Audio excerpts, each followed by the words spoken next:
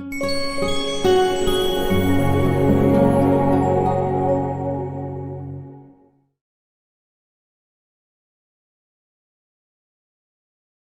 honor for me to be with you and my co-host, and I'm certainly both of them agree with me that the real heroes were those, unfortunately, that did not return home, that still may be in Korea, and their families who still lost them. But it is good that we are reminded, especially our young people, of the sacrifice other people have made in order to preserve history, but even more importantly, of the struggle that's ahead of us. I can't find the words to tell you how much I appreciate the day that Hannah Kim entered my life in order to be an intern, a press person, ultimately chief of staff, but more importantly than anything else, to have visited every country that gave their soldiers and put them in harm's way to protect South Korea is something that is unheard of. And I'm certain that is appreciative by those who still believe they fought in a forgotten war. I joined the Army in 1948. I thought I was joining the Army that would never see war again, that World War II ended all wars. I had no idea where Korea was. I had no idea that the United Nations taking a country and divide it in half. I don't even understand today how it's possible that you can take a country with 5,000 years of history that had suffered under the Japanese for so long and just divide it in half. I don't know what motivated North Korea to invade South Korea, or why Russia allowed that to happen in the first place. But what I do know is that it is still not over, and it will not be over until we can have a united Korea, until people in the North and South are brought together and be able to seek liberty and justice and peace as God would have all of us to do. And so as we come together, I just hope that it will be contagious for the young people, especially Korean Americans who are young and have no idea what the South Koreans have gone through in order to make it possible for them to enjoy a better life in the United States. And no matter how much I know they're going to be good Americans, they can be better Americans if they participate politically and make certain their voices are heard, so that South Koreans will never give up hope of seeing their relatives, that South Korea will never have to worry about us deserting them with the North, that we can put pressure on China and Russia and all the other countries that refuse to recognize that all people should be free. But most importantly, recognize that right in the United States, we are suffering the pain of our Civil War. It is not over. And many of the great founders of our great country have thought they would have a European country. And instead, we have people from Asia, Africa, South America, and Europe, of course. And we have not really organized to make certain that all of us can do the best we can for united America. So it's very important for young Americans, especially young South Americans, to recognize this is not a European country, it's your country, but we're going to have to struggle. And as the late John Lewis had said, struggle politically, do what is morally right. If you see something wrong, make some trouble, get involved and participate. And so the so-called police action, which we know is a war, is not over. And we have this all over the country. Let's do our part during our lifetime to say that we contributed toward peace and the fantastic recovery that South Korea has made after the country was flattened out, was just smoke and ashes, is something that falls short of being a miracle. So let that miracle be in our heart. Let that inspiration reach all of us, and let us continue to look for a united Korea and a real United States, and let's do it together. Thank you, Hannah. Thank you, my co-host, and thank you for allowing me to participate in this great commemorative service. So here I am traveling, and I am so proud and happy to say, I know there are so many of my grandpas here, all the way from even Australia. Grandpa Brian I saw is on. So as you can see in this map, I've been everywhere. And the funny thing is, everyone tells me, asks me why. But before I do, I want to show a short video to see if all of you or any of you recognize where this is. Really happy and he's hoping that South Korea stays If you do, write in the chat. Başarılar dilerim. Kore'ye gittiğim zaman Kore gençleri, yeni gençleri eskilere göre daha uzun boyluydular. Daha gelişmiştiler. Çok temiz, çok hürmetkar, çok saygılıydılar. When he went back to Korea, he realized the kids these days are taller and bigger.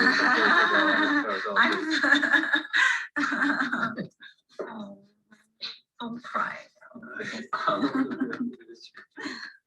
I think someone wrote Turkey. Is that Turkey? Yay, that was Turkey. Yeah. So I found myself sleepless. As you can see, I'm very tired there because I was in most countries for 3 days, probably maybe 4. I would land and meet a veteran, and next day go to a memorial, and then the next day I would hop on the plane to go to the next place.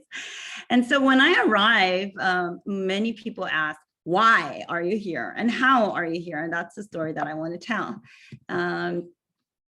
Well, so back in 2008, okay, right around this time, I had this vision, and I said, you know what, I went to the Korean War Veterans Memorial just like I did today morning. I went to, because it's the anniversary of the Korean War, and I felt so ashamed and embarrassed that I didn't know much about this war. And I remember standing there looking at the 19 statues, which, you know, in reflection to the wall, it makes up 38, denoting the 38th parallel. And I remember thinking, oh my God, you know, both as a Korean and American, I didn't know that more than 40,000, almost 40,000 died all around the world, including 36,000 in America. And so I did not know when and how this war could end, but I knew in my 24-year-old young mind that I could do something about it, and that was to maybe help other people remember. So I wrote down 3 goals, and one was to lobby a bill to make July 27th, the National Korean War Veterans Armistice Day, because I thought the best recognition was if it was official by the United States government. And 2 was to organize an event every year so that young people could attend. And 3 was to document the stories of the veterans. So I lobbied my hero, Congressman Charlie Rangel, a decorated Korean War veteran who has a Purple Heart and a bronze medal. So I knew that he would care. So I lobbied him actually to pass this bill. And in 2009, President Obama signed it. And I remember George Henry at the time, the chief of staff at the time, asked me to come and work for Mr. Rangel. So I did, and I was able to host an event every year. So this year is my 14th year. And so when Mr. Rangel decided that he was going to retire, I said, okay, well, then I need to make good on my own promise and go around the world to collect the stories of the veterans. And so I did. And this was my itinerary. And here there's Turkey in March, but as you can see, I had a very tight schedule, and that's my that was my route. And I started with Canada, and I was so surprised that Canadians gave me so much love, and I don't know why my slide keeps, okay, but I want to tell you a story in Colombia. So right here, I hope it doesn't move. Oh, there was a veteran that I met in Colombia that got shot in the face when he was only 16 years old. And you would think that because he came back and had more than 20 reconstructive surgeries on his face, but you would think that he would have, you know, resentment, bitterness in his heart about fighting in Korea. But he actually had nightmares, he said, because he couldn't stop thinking about his fallen comrades. And so later, after he retired and was able to earn enough money, he, out of his own pocket, built a plaque that honored the 100 Colombians who died in the Korean War. And it was so interesting in Colombia how, look at the Korean War memorial there. It looks like the ship, right? And next is I went to Europe, and in Sweden I met a 102-year-old nurse who actually visited a leprosy colony during her weekend pastimes. And this is Belgium and Luxembourg. I didn't know that there were so many Korean adoptees in Luxembourg. And I want to stop right here because in Italy, I was able to interview the last remaining Korean War veteran in the entire country. He was a medic.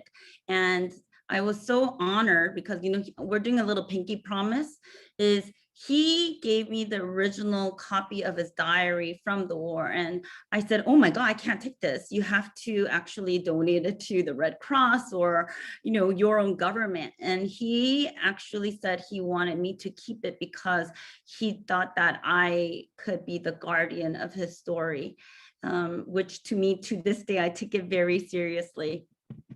And it's so fun because, as you can see in different countries, like in Greece, many of the countries, the architecture of the Korean War Veteran Memorial really reflects their country and their culture, just like in Greece. And you saw Turkey, and this was in South Africa. So in South Africa, I'm sorry, it's so distracting how this is playing by having a life of its own. But in South Africa, the veteran, he was held in captive for 23 years.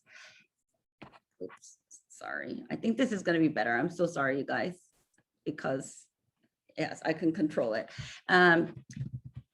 And he was held captive for 3 years, and his hands were still frostbitten.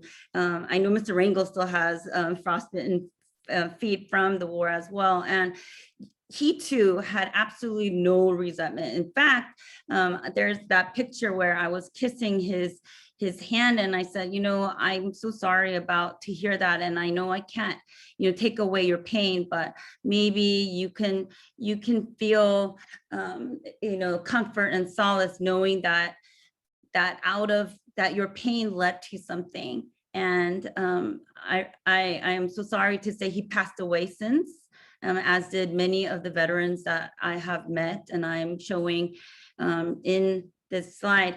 And in Ethiopia, it was so it was so interesting, you know, this grandpa, he was also wearing, that's a traditional Korean War, Korean hat that I don't even know how he got. But what I want to say is, when I visited their homes, these veterans had little trinkets from the war, the trinkets from Korea, and they all told me that Korea was their second home. And even when I went to India, you know, not a lot of people know that India even participated in the Korean War, and they were not only medics, but they were paratroopers. So here's Thailand. Thai people really remembered the orphans. So it was the only country where I traveled where the memorial had a little kid like that. And the Philippines. No, this was not during COVID, but the veteran that I found was actually in the hospital, and I went to go visit him then. and he is 97 years young. And actually his last name is Young, so maybe he is definitely living up to his name. And I am so happy because Grandpa Brian, who is on this Zoom right now, is on this in here as well when I went to Melbourne and Sydney and Canberra, but he was here. And, you know, I was so moved because Grandpa Brian Edwards, he also, he flew from a different region in Australia to see me, but many of the veterans actually also took time, like very far, 2-3 hours to come and see me as well. So in New Zealand, you know, I received, you know, they wrote handwritten notes to me and they thanked me for coming to thank them and remembering them.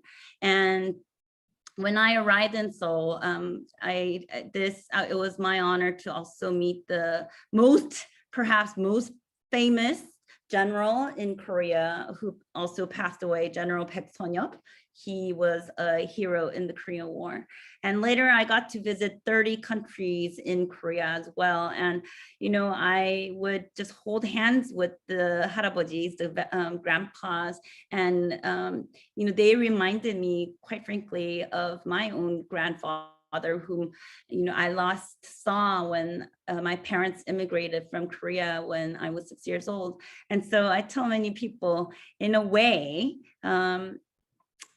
like this, when I went to Suriname, in a way, when I'm with these veterans, whom I proudly call grandpas, you know, I become that 6-year-old girl because I was separated from my own grandfather at the time. When I was 6, and they remind me of that love. I want to share a different story that I'm pretty sure no one has ever told, and it's about Japanese soldiers who fought in the Korean War. And as we all know, Japan and South Korea, we have a very, very, very complex relationship.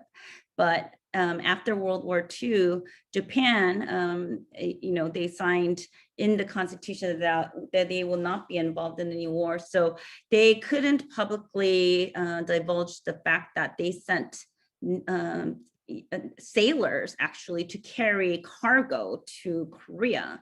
And I found one who survived, and he told me that more than 50 died in the ship, yet nobody, the government couldn't say anything, and nobody was able to honor them. So to this day in Japan, the soldiers who fought in the Korean War are unknown, and I mean, they're not even forgotten because nobody knows about them. And I was able to find him, and I said, you know, I know we have a very, very intricate relationship, but I thank you for your sacrifice as well.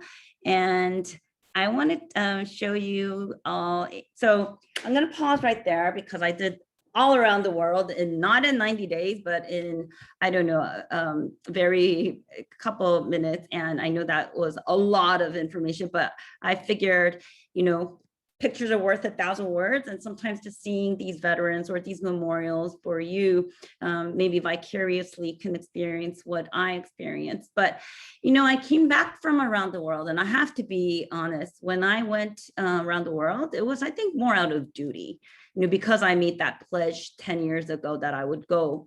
But it's kind of like falling in love. I just fell in love with the veterans. And when I came back, I met with Colonel Weber. And I remember, you know, the wall of remembrance was actually, so Colonel Weber and Mr. Rangel, they are the two major contributors to building, the adding of the wall of remembrance at the Korean War Memorial in Washington, D.C., because Colonel Weber pretty much dedicated his entire life to building the Korean War Memorial. And Mr. Rangel sponsored the bill that gave permission to build that wall. And we were able to raise enough funds now, but when I met Colonel Weber, he was telling me that he, while the bill passed, We didn't have enough funds. So I remember it was August in 2007. I was really tired and I'm thinking, okay, I need to, start working again. I can't be jobless and homeless and traveling. But I just knew immediately, I said, oh, I gotta do it one more time. I gotta go around the country. I gotta raise awareness. I gotta raise funds. One thing I learned when I went around the world, the veterans, they gave, not only 2 years, they gave literally their arms and their legs, their face got shot. And I said, I cannot, what's a couple more months out of my life, right? So I did. And you know what? Let me play this and let that speak for you. So this is all America.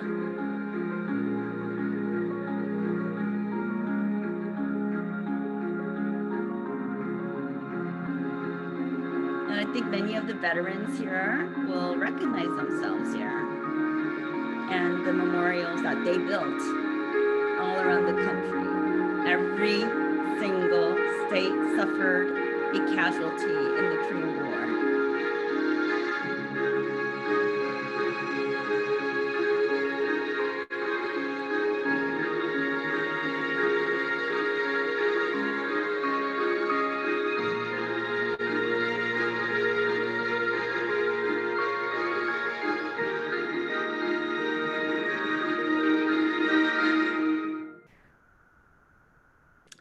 And that's the thing. I want to also share stories of that I was able to uncover that I would have never known that, I visited 4 Indian reservations. At the time during the Korean War, Native Americans weren't even citizens of the United States. And, even now they're very invisible from our communities, yet they volunteered. They were not drafted, but they volunteered and went and they died. Puerto Ricans, they were discriminated against in the 1950s. Yet Puerto Ricans actually are the only unit that earned the Congressional Gold Medal, which Mr. Rangel also sponsored. And last but not least, I went as far as American Samoa. And there's one thing I want to tell you about American Samoa. American Samoa is not only really far, because it took me four days to just even get there. But I met this one remaining Korean War veteran there. And the ladies that I'm with, they were crying for their uncle that they never met, but they just heard about. And this flower that they laid, that was $300. I know because I went to go pick up the flower with them. That's a lot of money in American Samoa. Okay, but they spent that much money because it meant that much to see me come and honor their uncle. And I want to show this Hawaii, because this too is a story that not a lot of people know about. In Hawaii, we have a lot of Chinese Americans and Japanese Americans. And I think many of us on this call know about the internment camps during World War II. So many of the Japanese Americans and Chinese Americans in Hawaii, to also prove their patriotism, they also enlisted. They were not drafted, they enlisted. And they, many did not return home. And you remember when not in 2018, we were able to bring 55 remains were repatriated from North Korea. God is great, and timing was impeccable, because when I went to Honolulu, Pearl Harbor, I was actually there and I got to see some of the remains. And these remains are not those remains, they were in the back and I got to see them too. But, it's one thing when you go to a memorial and see the numbers of those who died. It's another to see the names of those who died. And forever your life will change if you see the remains of those who died. And I guess that's why I keep continuing my mission. And the thing is, everyone, a lot of people ask me, why in the world did I go to the other side as well? Because I went to Russia, And I was so scared because I just did not know, I didn't know how to speak the language, but I didn't know what the reaction would be. But I remember this Russian veteran telling me that he fought alongside Americans during World War II. And less than 5 years later, he was told to shoot at Americans. You know, it's not really the choice of the soldiers whom to fight, really, right? And so when I went to China, same thing. I mean, I was able to meet a Chinese veteran, but he's actually ethnic Korean. He heard that South Korea invaded, America invaded North Korea, so he was just fighting to protect his homeland. And this Chinese, People's Volunteer Army, she also married a Korean War veteran, but she was so surprised that I went to visit her and listen to her story. And, I think it's just like everything in life. It's the perspective comes from where you're standing, and maybe not all, because there are definitely things that are right and wrong, but, war and peace, it's very difficult. And so I went to North Korea as well. And a lot of people say, why did I go? But it's kind of like this. It is the missing puzzle. I mean, I can say that I want to, learn about the Korean War and promote peace, but I just needed to see for myself what at least, North Korea or North Koreans thought about the Korean War. So just to make a little, lighter, I thought you'd be interested in their food and their metro right here. And heck, at this hotel that I stayed, I mean, they had a really nice pool. I mean, I was not swimming, but I definitely went to the gym every night. And so here's this woman looking at me because she just could not believe that a woman was lifting weights. But I went there, not necessarily to work out, but I wanted to actually talk to the woman and ask her as much as it was allowed, just about normal life in North Korea. And me being me, I spotted this lighter. It said 727, and I actually tried to bring it without much thought. And then of course it was confiscated at the airport. But in a serious note, this is North Korea. And it was not part of my itinerary. I was passing by and I saw 1950 and 1953. In fact, I don't think there's a lot of people in this world who visited this place because it was recently built when I got there. And what I learned that it was a cemetery for North Korean heroes in the Korean War. And here's me, I was just there and my heart was aching because,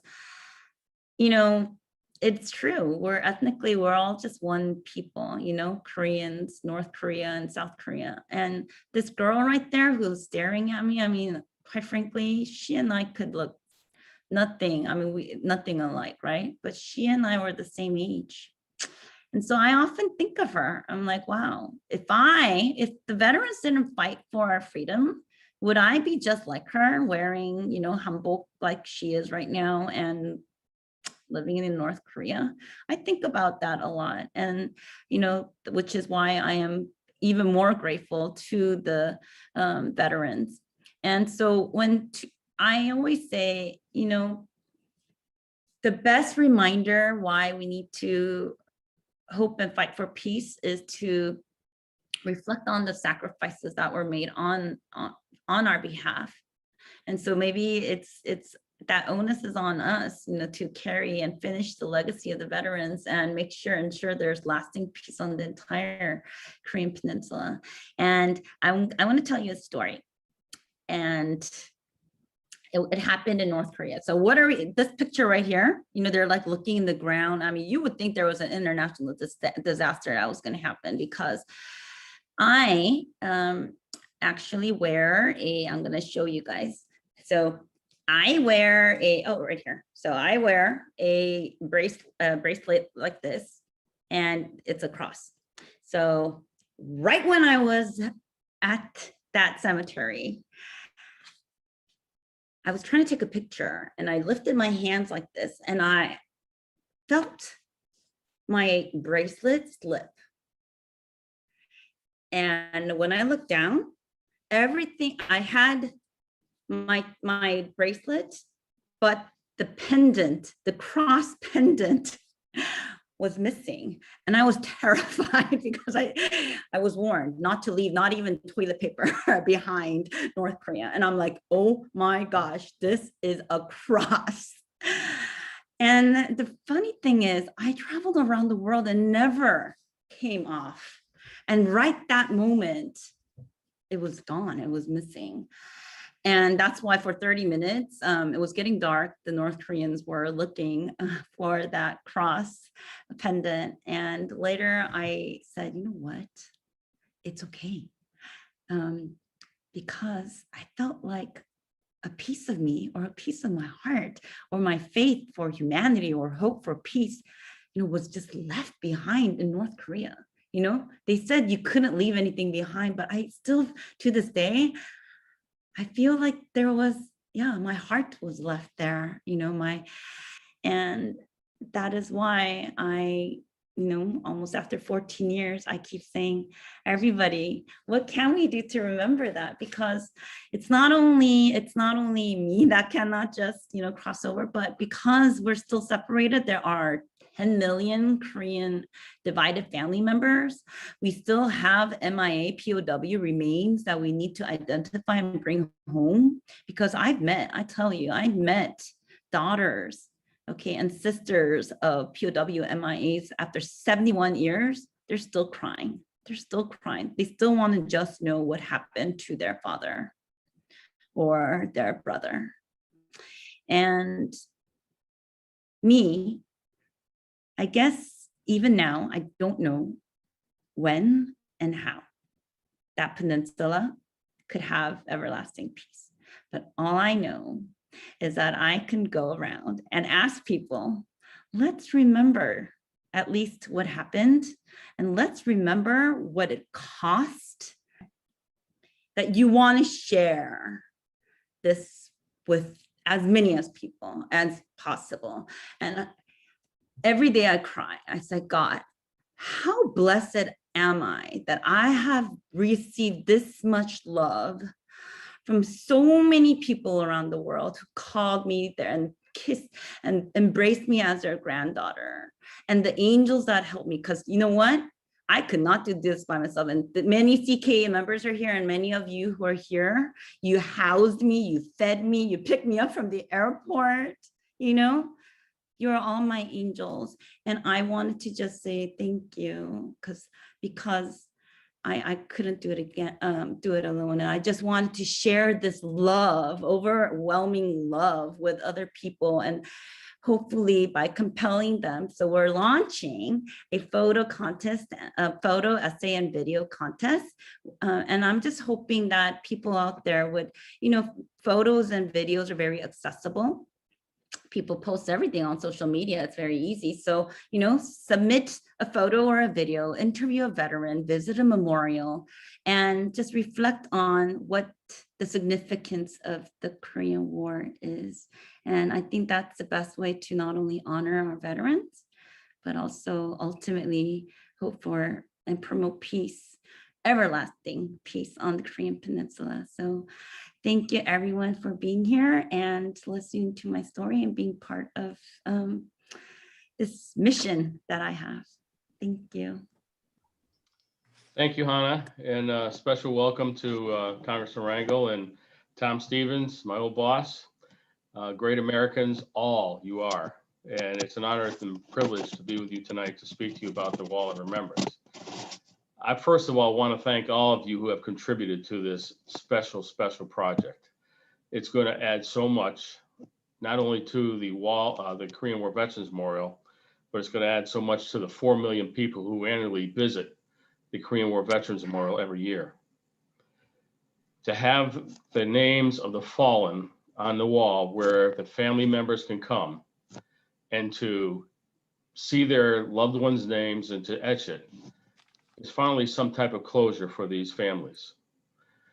Even the one thing that we are very proud of is, I'm sure you're all familiar with the words Katusa. The Katusas fought with the United States Army in Korea, and the bonds between the fellow Army soldiers, US Army, and the Katusas was immeasurable. They loved each other. They called each other their brother.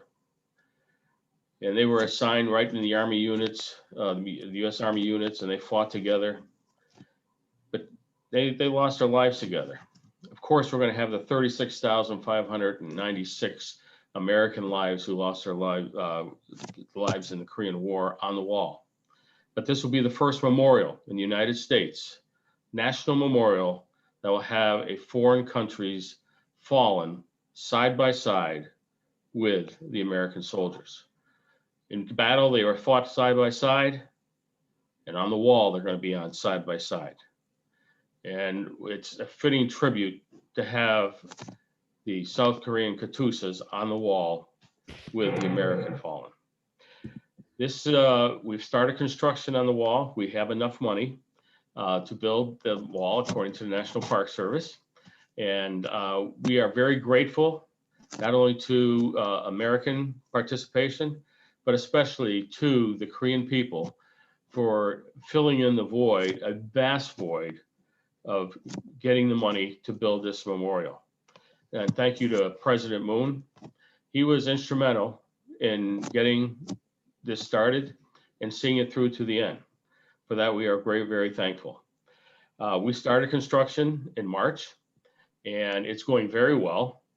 In fact, we're 3 weeks ahead of schedule. Our plan for completion of the memorial will be on July 27th, 2022, and we will have a very appropriate and nice ceremony to dedicate that memorial. I'm now working with the Korean government to have families of the fallen from Korea that they're going to bring back to Washington, D.C. for this memorial dedication. It's going to be very, very special, and we'll have it shown all around the world. And because we want to make sure that they don't say this is a forgotten war anymore.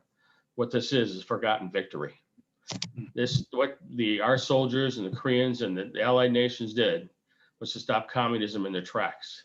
Everybody said it was a stalemate. It was not. It was a victory. Why is it a victory? Well, look at two countries today. Look at the country of Korea, 9th leading economy in the world. Now they're going out to different countries, Africa, Middle East, providing aid and assistance to the unfortunate.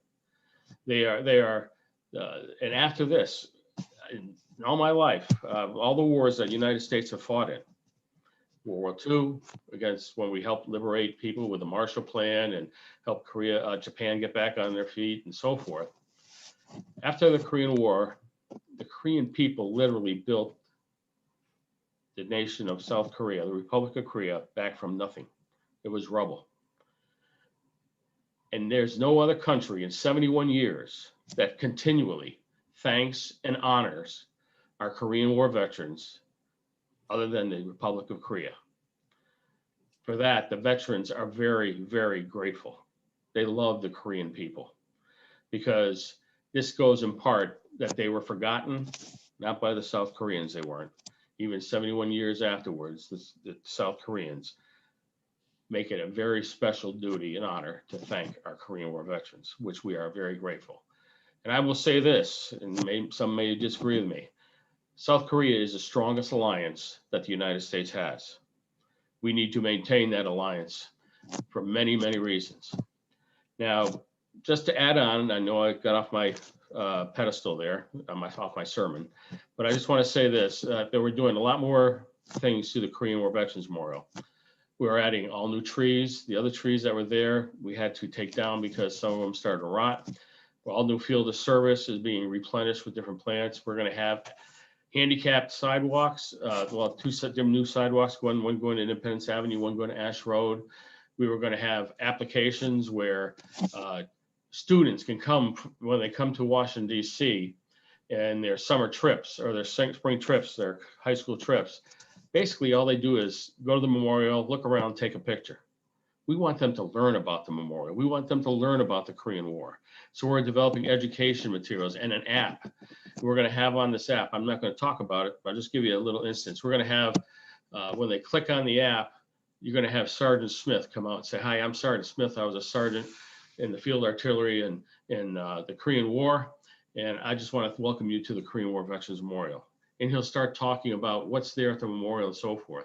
Then he'll start talking about, hey, I want to introduce you to a very good friend of mine. We served together. I consider my brother. And out of the field of service behind one of the statues comes Sergeant Shin, a Katusa. They served together in the Korean War. And they talk about how Korea, before the war was established, and what took place. And even after the war, how the Korean people bonded together. They formed this miracle. And they'll just end up at the Vietnam Veterans, the Korean War Veterans Memorial Wall of Names. And they'll say, hey, Sergeant Shin will say to Sergeant Smith, we fought together in the Korean War and we were best buddies. We fought together side by side. And look, there's your name and there's my name side by side on this wall for forever. And we want nobody to forget our Korean War veterans, the service and sacrifice that they provided during this critical time in world history. So if you have other further questions, feel free to contact me, talk to Hannah, she'll get you in touch with me.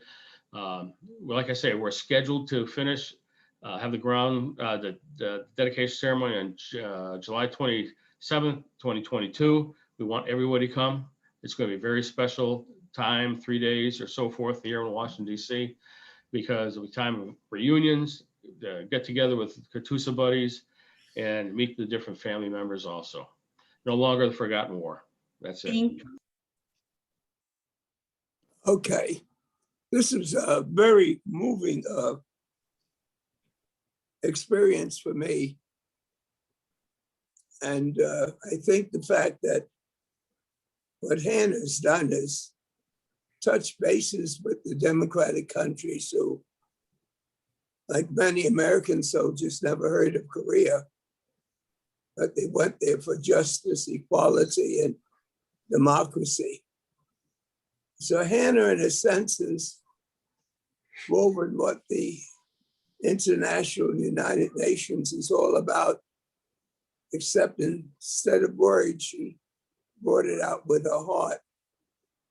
I think it's up to us to not to let the old timers like me down as we pass the baton, to make certain that hope will always be there for the South Korean unification, and that we can make certain that what happened in South Korea should never have happened. Nobody should have the power to divide a historic nation. That's the past. Let's make certain that it doesn't happen again. Hannah, you did a fantastic job. I was hoping that Colonel Weber would come on, but all of you that made this documentary possible, I think is historic. And I'm glad I was able to change my schedule to witness it in its entirety. God bless all of you.